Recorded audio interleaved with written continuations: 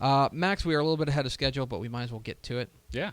Let's go to our college football power poll. We are. Is it spooky? It is a little spooky. Our spooky college football power poll. Every week we rank the 12 FBS teams in the Lone Star State 12-1. These are our power rankings.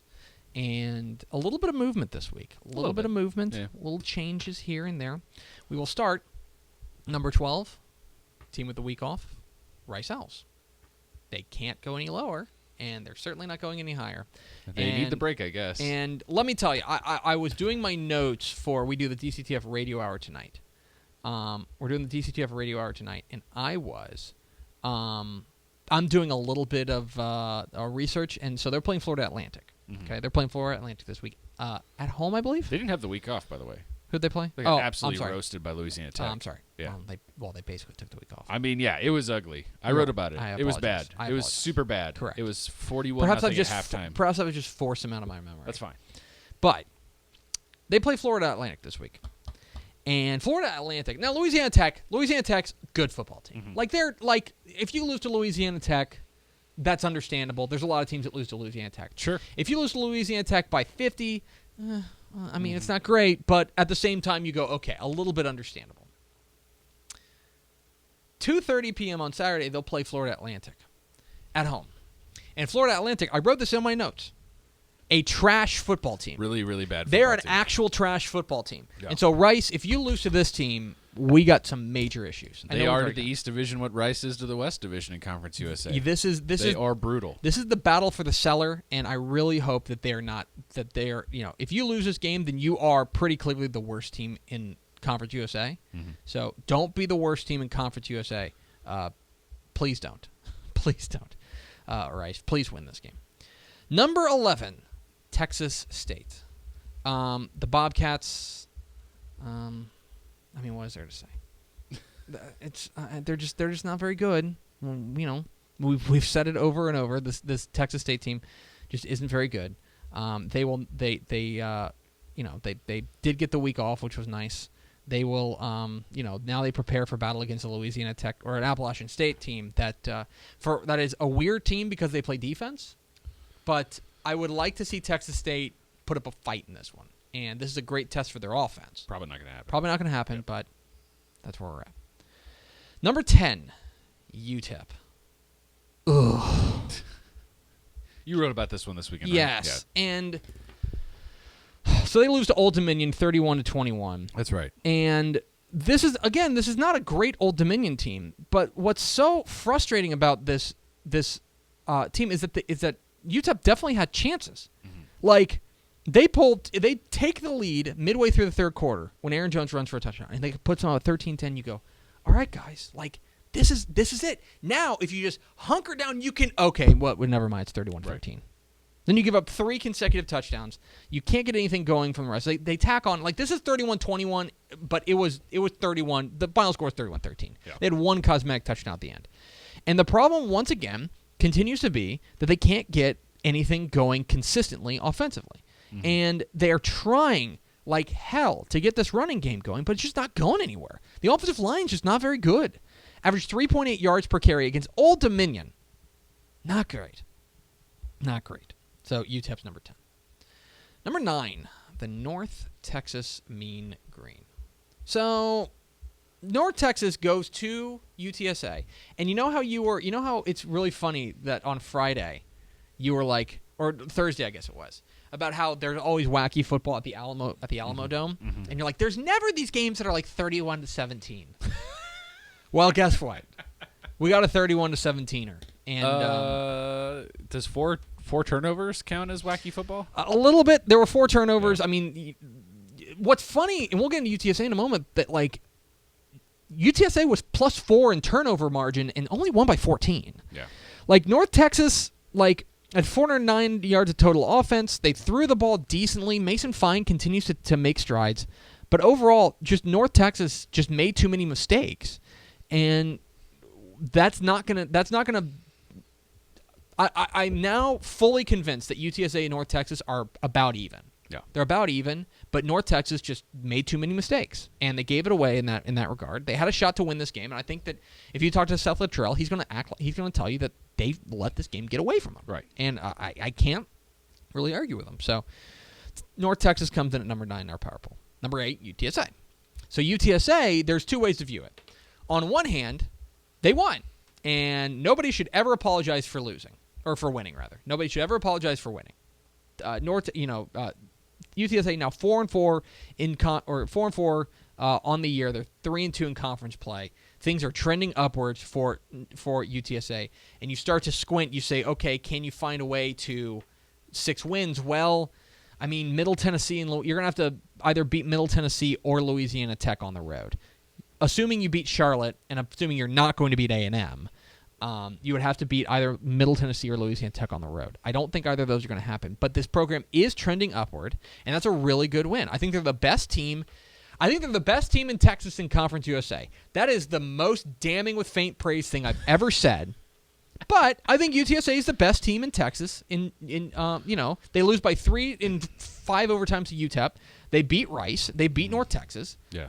I think that overall, I think they're the best team in Conference USA in Texas. I think we went through like a 3-week stretch there where we thought, Seth Luttrell is getting the edge with in the new coaching ranks with him and Texas State and with UTSA. But I mean, Frank Wilson can point right now and say, look, we're the best. But we've turned this around the quickest. But what's funny is that I think UTSA is a little bit better than North Texas right now. But if I had to pick a game to go to team to go to a bowl game, it'd be North Texas.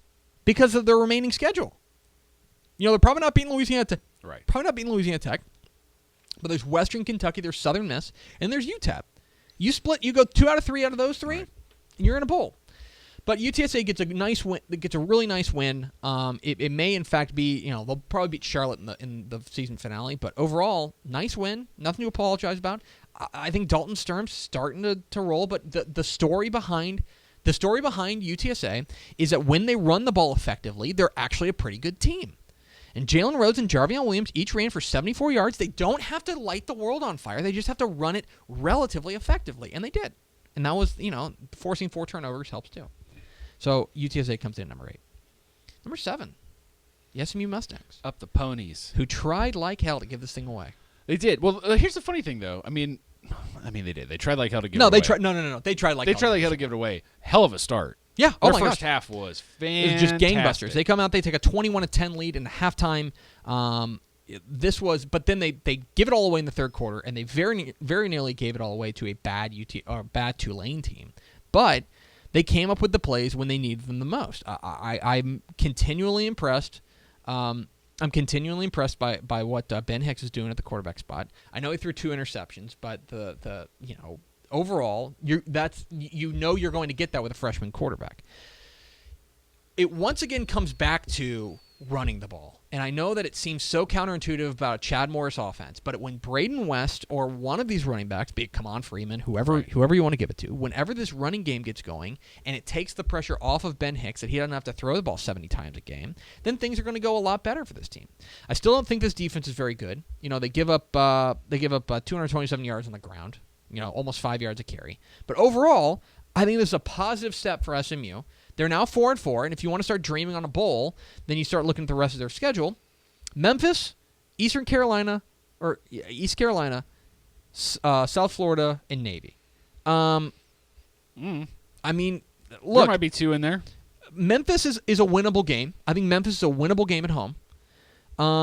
East Carolina is not very good. I think that's a winnable game. You're probably not beating Navy. Let's just assume that. And you're probably not beating South Florida because South Florida is kind of rolling right now. But there's not world beaters there. I don't think there's any reason why SMU couldn't make a bowl game. Yeah, it's a long shot. I think just. But that's the state of Texas college football these days. Is that now we're looking at these teams and we're saying, can we count to 6? And we're doing the same thing with our number 6 team, TCU. So I said it a little before. Can we count to 6 for TCU?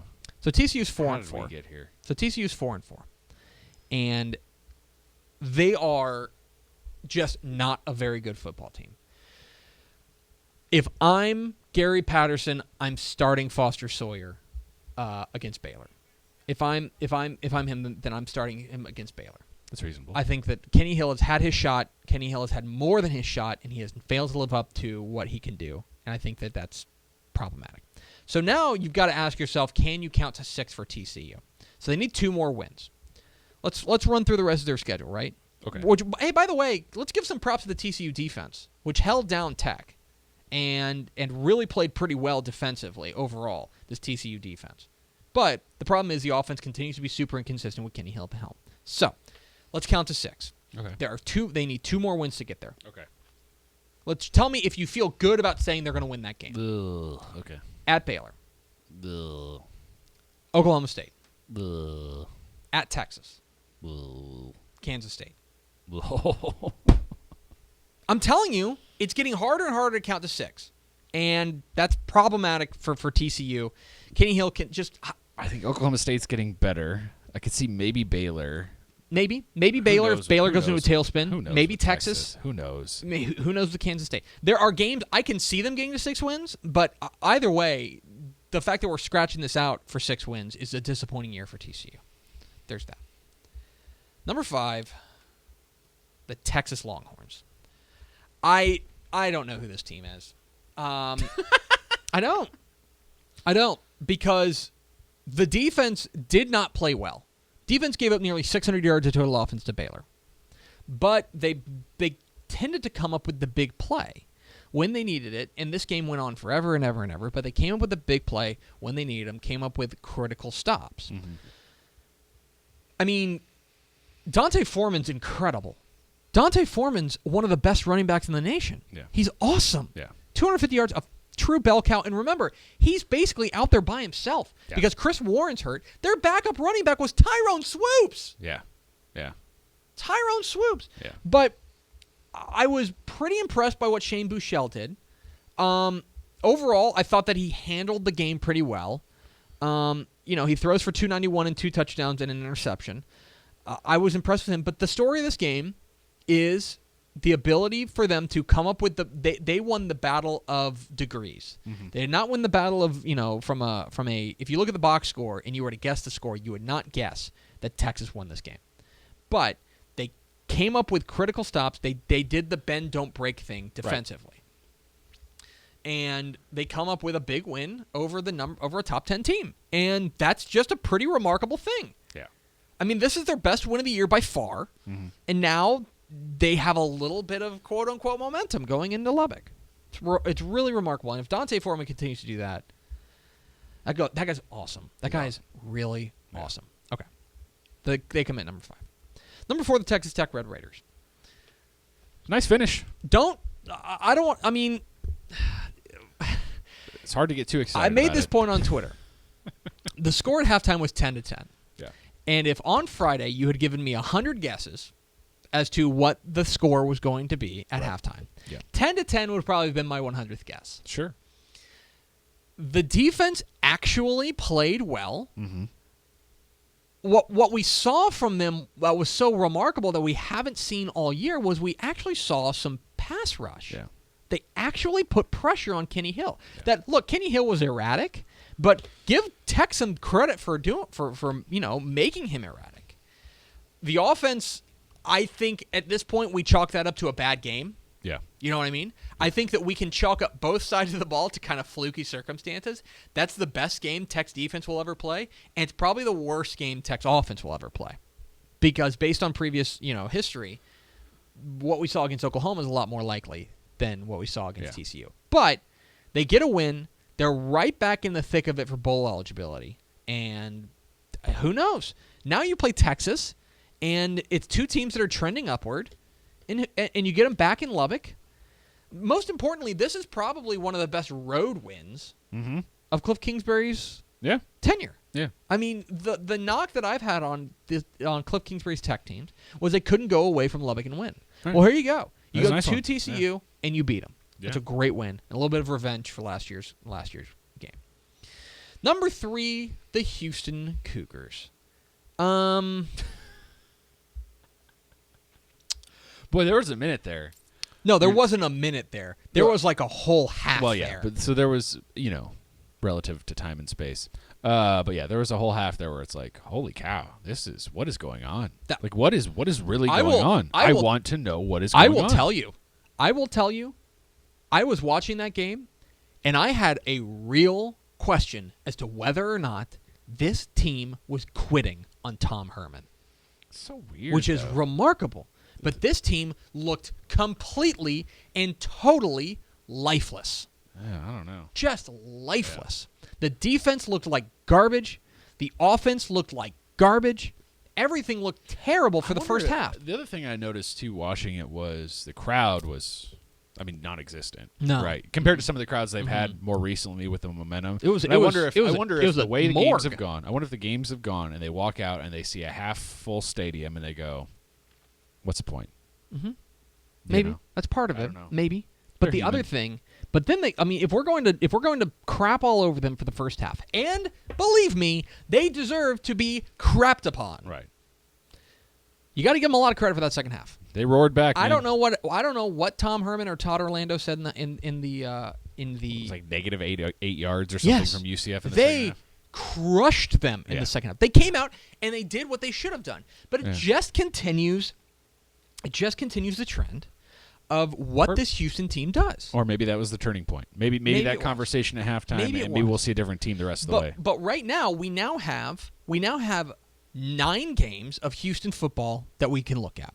And we can say that they have played 1 complete game. Yeah. It was Oklahoma. And it was a great game. And that win is a really good win. But those other 8 games, they have not played a complete game. Here or there, they farted around, and they tried to give it away. Now, they came out, and maybe you're right. Maybe this is the turning point. Maybe Tom Herman hit the alarm clock and said, guys, it's time to go, and they did. But they're just such a baffling team to me. They're the most confusing team in the state. So they're number 3. Number 2, Baylor. And what do we make of Baylor? I don't know. I think they let that one get away. They were the better team. I think they were the better team. I think Baylor was the better team. But they let that thing get away. And it was, honestly, this was before the year. You and I talked about how even before the Art Briles stuff blew up, you and I talked about how we had concerns about this Baylor team because of their fronts, because of the defensive front and the offensive front. And the defensive front, it came back and haunted them in this one because Dante Foreman ran wild, and they could not get any consistent pressure on Shane Buechele. And so they end up losing, and they're out of the college football playoff. They are, the good thing is they've still got a shot at the Big 12 title, I guess. But this is, I think this is a lot of red flags. We had a lot of questions as to whether or not this Baylor team was a paper tiger. Right. Or whether they were the real deal. And I'm still not certain. I still don't want to make a declarative statement one way or the other. It's a close loss. It's not like they got blown out. True. Yeah. But I will say that this makes me lean towards the former as opposed to the sure. latter. That's your first. That's a tally in that column. No question. And let me tell you, now you're taking on a TCU team that wants to get off the mat, a TCU team that wants to prove that last week was, they want to get back into the bowl conversation. You better watch your back, Baylor, because I think that TCU and Baylor, that game has real tailspin potential. Mm-hmm. That one of these teams, if one of these teams comes out flat and gets their doors blown off, be it TCU or Baylor, we could just see full tailspin mode for one of these teams. So Baylor's in at number 2. Isn't that sad that I just crapped all over the team? They're the second best team in the state. Nah, it's disappointing. They're going to be looking at each other today and going, we should have won that game. Number 1, I agree. We're better. I We're agree. a better team. Number 2, after what they did to us last year at home, we owed them. Yeah.